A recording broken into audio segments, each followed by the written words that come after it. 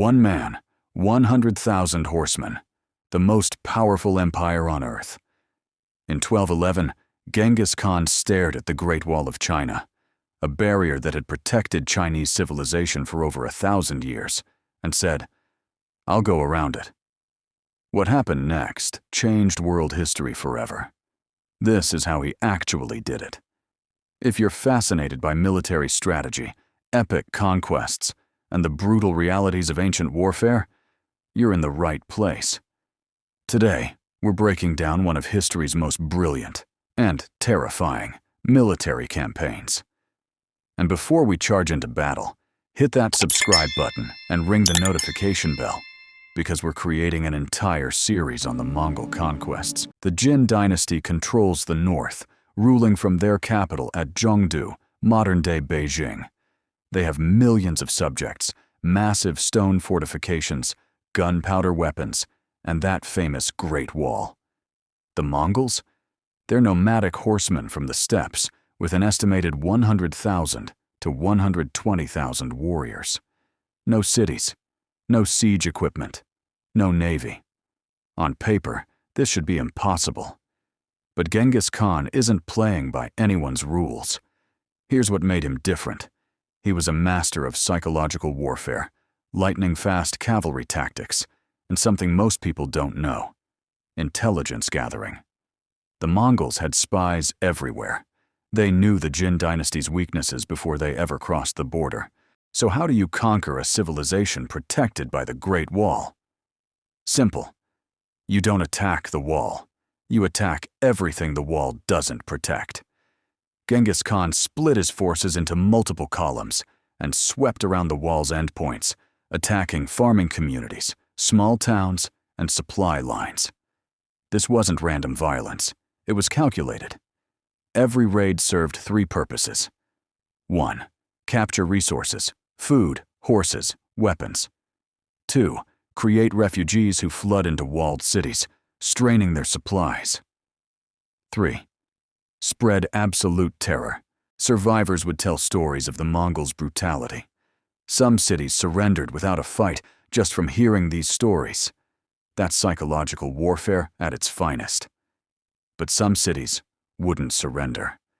That's where Genghis Khan revealed his secret weapon. The Jin Dynasty assembled an army of 70,000 to 100,000 men at Yehuling Pass in the mountains. They had the high ground, defensive positions, everything in their favor. The Mongols used their signature tactic, the feigned retreat.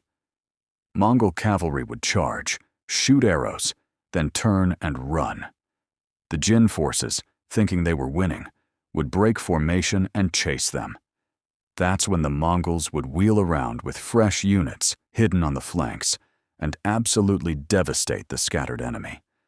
At Yehuling, they annihilated the Jin army. Historians estimate 50,000 plus Jin soldiers died in a single day. Here's where things get interesting. Mongols weren't known for siege warfare, right? Wrong. Genghis Khan did something brilliant. He recruited Chinese and Muslim engineers who defected from the Jin Dynasty. These engineers taught the Mongols how to build siege weapons, catapults, trebuchets, siege towers. But even more effective? They diverted rivers, cut off all supply lines, and simply starved the city. After a year of siege, disease, and starvation, killed more people than any battle. When Zhongdu finally fell, the city burned for over a monte. Let's talk about what made the Mongol military machine so devastatingly effective. Superior mobility. Every Mongol warrior had multiple horses. They could travel 60 to 100 miles per day. Chinese armies could barely manage 20. The Mongols could strike, retreat, and strike again before the enemy even knew where they were. The composite bow. Mongol bows could pierce armor at 200 meters. They could shoot accurately while riding at full gallop. Chinese crossbows were powerful, but slow to reload. Speed beats power when you can't even hit your target. Decimal organization. Mongol armies were organized in units of 10, 100, 1,000, and 10,000. This allowed for incredible coordination. They could split into dozens of groups, execute complex maneuvers, and reform, all without modern communication systems. Meritocracy. In Chinese and European armies, commanders were nobles. In the Mongol army, the best warrior led, regardless of birth. This meant competent leadership at every level. By 1234, the Jin Dynasty had completely fallen, though Genghis Khan himself died in 1227 before seeing final victory. His sons and grandsons would finish the job. But here's the staggering cost. Historians estimate that the Mongol conquest of northern China resulted in the deaths of millions. Some estimates go as high as 30 to 40 million people through warfare, starvation, and diseases. Entire cities were erased from existence. The population of northern China may have been cut in half. This wasn't just a military conquest. It was one of the deadliest events in human history. Now here's my question for you. Do you think the Mongols could have conquered China without their cavalry advantage? What if the Jin Dynasty had adopted Mongol tactics?